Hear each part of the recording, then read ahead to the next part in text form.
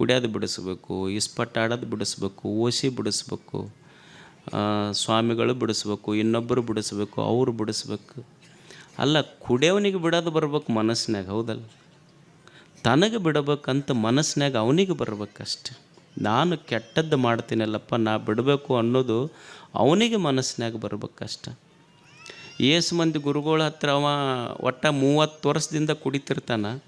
ಯಾವುದಾದ್ರು ಒಂದು ಆಶ್ರಮಕ್ಕೆ ಹೋಗ್ಯಪ್ಪ, ಇವ ಕುಡಿತಾನೆ ನೋಡಿ, ಇವ 30 ವರ್ಷದಿಂದ ಕುಡಿತಾನೆ, ಇವತ್ತು ಬಿಡಿಸ್ಬೇಕು ನೀ ಅಂದ್ರೆ 30 ವರ್ಷದಿಂದ ಅವ ಕುಡಿತಿರ್ತಾನೆ. ಒಂದು ದಿವಸದಾಗ ಅವ ಬಿಡ್ತಾನೆ, ಅವರಿಗೆ ಕುಡಿಸೋಕ್ಕಾನ ಅಷ್ಟ.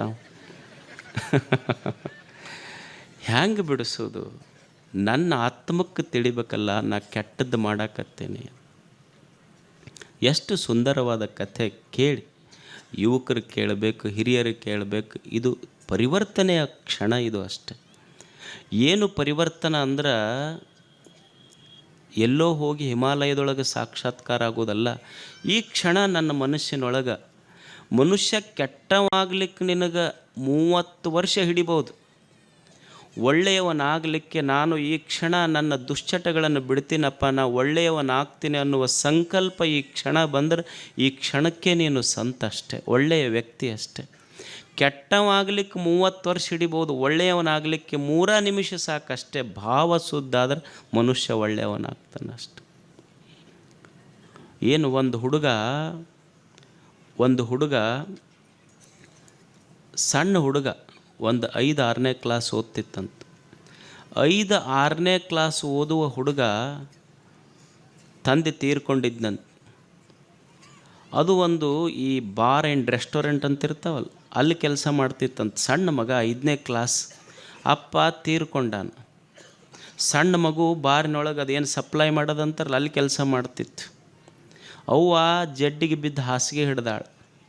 ಇದು ಸಾಯಂಕಾಲ ಕೆಲಸ ಮಾಡ್ತಿತ್ತಂತ. ಒಬ್ಬ ವ್ಯಕ್ತಿ ಆ ಬಾರಿಗೆ ಹೋಗಿ ಆ ಮಗುವಿಗೆ ಹೇಳಿದ್ನಂತ, ನಿಮ್ಮಂಥ ಸಣ್ಣ ಹುಡುಗರು ಇಲ್ಲಿ ಬರಬಾರ್ದಪ್ಪ ನೀವು. ಅಲ್ಲೇನು ರೆಸ್ಟೋರೆಂಟಿಗೆ ಒಬ್ಬ ಯಜಮಾನ ಹೇಳಿದ್ನಂತ, ನಿಮ್ಮಂಥ ಸಣ್ಣ ಮಕ್ಕಳು ಈ ಬಾರ್ ಆ್ಯಂಡ್ ರೆಸ್ಟೋರೆಂಟ್ಗಳ ಕೆಲಸಕ್ಕೆ ಬರಬಾರ್ದಪ್ಪ ನೀವು.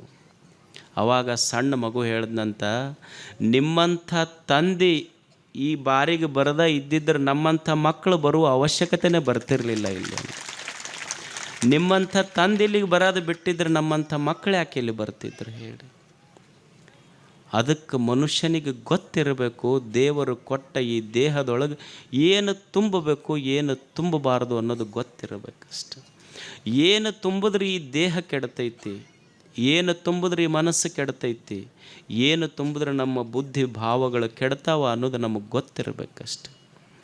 ಅದಕ್ಕೆ ದೇವರು ಕೊಟ್ಟ ಈ ದೇಹ ಕೆಡಿಸಬಾರ್ದು, ಮನಸ್ಸು ಕೆಡಿಸಬಾರ್ದು, ಬುದ್ಧಿ ಕೆಡಿಸಬಾರ್ದು, ಭಾವನೆಗಳು ಕೆಡಿಸಬಾರ್ದು, ಇಂದ್ರಿಯಗಳು ಕೆಡಿಸಲಾರ್ದಂಗೆ ಬದುಕುವುದೇ ನಿಜವಾದ ಧರ್ಮ ಅಷ್ಟೇ. ಅದೇ ಶ್ರೇಷ್ಠ ಧರ್ಮ.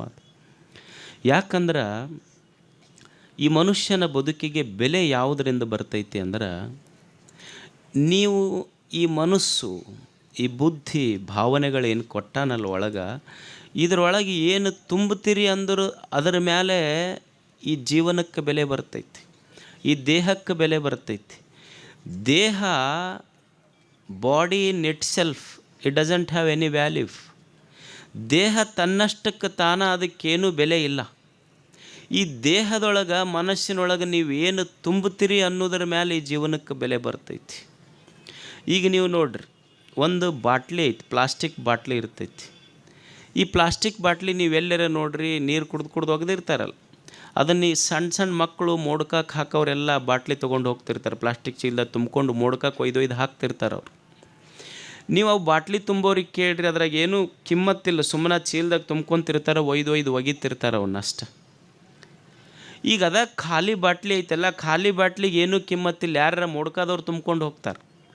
ನೀವು ಬಾಟ್ಲಿ ಒಳಗೆ, ಅದೇ ಖಾಲಿ ಬಾಟ್ಲಿ ಒಳಗೆ ಒಂದಿಷ್ಟು ನೀರು, ಚಲೋ ಬಿಸ್ಲೇರಿ ಅಂತ ಇರಲ್ಲ, ಅದನ್ನು ನೀರು ತುಂಬ್ರಿ. ಅದು ಖಾಲಿ ಬಾಟ್ಲಿ ಒಳಗೆ ಬಿಸಿಲೇರಿ ನೀರು ತುಂಬಿದ್ರೆ ಅದು 40 ರೂಪಾಯೋ 30 ರೂಪಾಯಿಗೋ ಬೆಲೆ ಬಾಳ್ತೈತಿ.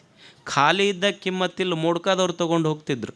ಆದ್ರೆ ಅದ್ರಾಗ ಚಲೋ ತಾಜಾ ಪ್ಯೂರ್ ನೀರು ತುಂಬಿದ್ರಿ ಅಂದ್ರೆ ಅದು 30 ರೂಪಾಯಿಗೆ ಬೆಲೆ ಬಾಳ್ತೈತಿ. ಮತ್ತು ಬಾಟ್ಲಿ ಒಳಗೆ ನೀವು ಚಲೋ ಜವಾರಿ ಆಕಳ ಹಾಲು ತುಂಬಿ ಬಾಟ್ಲಿ ಕೊಡ್ರಿ, ಅದು ಎಷ್ಟಕ್ಕೆ ಹೋಗ್ತೈತಿ? ಅವಾಗ ಅದು 80 ರೂಪಾಯಿ 100 ರೂಪಾಯಿಗೆ ತೊಗೊತಾರೆ. ಮತ್ತು ಅದೇ ಬಾಟ್ಲಿ ಒಳಗೆ ನೀವು ಚಲೋ ಆಕಳ ತುಪ್ಪ ತುಂಬಿ ಕೊಡ್ರಿ, ಅದೇ 1 ಲೀಟ್ರ್ ಅವಾಗ ಅದು 500 ರೂಪಾಯಿ 1000 ರೂಪಾಯಿಗೆ ಮಾರ್ತೈತಿ. ಅಂದ್ರೆ ಇರುವ ಖಾಲಿ ಬಾಟ್ಲಿಗೆ ಕಿಮ್ಮತ್ತಿಲ್ಲ. ಮೋಡ್ಕಕ್ಕೆ ಒಯ್ತಿದ್ರು, ಅದ್ರಾಗ ಚಲೋ ನೀರು ತುಂಬಿದ್ರೆ 30 ರೂಪಾಯಿ ಬೆಲೆ ಬಂತು. ಚಲೋ ಆಕಳ ಹಾಲು ತುಂಬಿದ್ರೆ 80 ರೂಪಾಯಿಗೆ ಬೆಲೆ ಬಂತು. ಅದ್ರೊಳಗೆ ಚಲೋ ಆಕಳ ತುಪ್ಪ ತುಂಬಿದ್ರೆ 500 ರೂಪಾಯಿ 1000 ರೂಪಾಯಿ ಬೆಲೆಗೆ ಬಂತು. ಅಂದ್ರೆ ಖಾಲಿ ಬಾಟ್ಲಿಗೇನು ಕಿಮ್ಮತ್ತಿಲ್ಲ, ಖಾಲಿ ಬಾಟ್ಲಿಯೊಳಗೆ ಏನು ತುಂಬುತ್ತೀರಿ ಅನ್ನೋದ್ರ ಮೇಲೆ ಆ ಬಾಟ್ಲಿಗೆ ಕಿಮ್ಮತ್ತೈತಿ.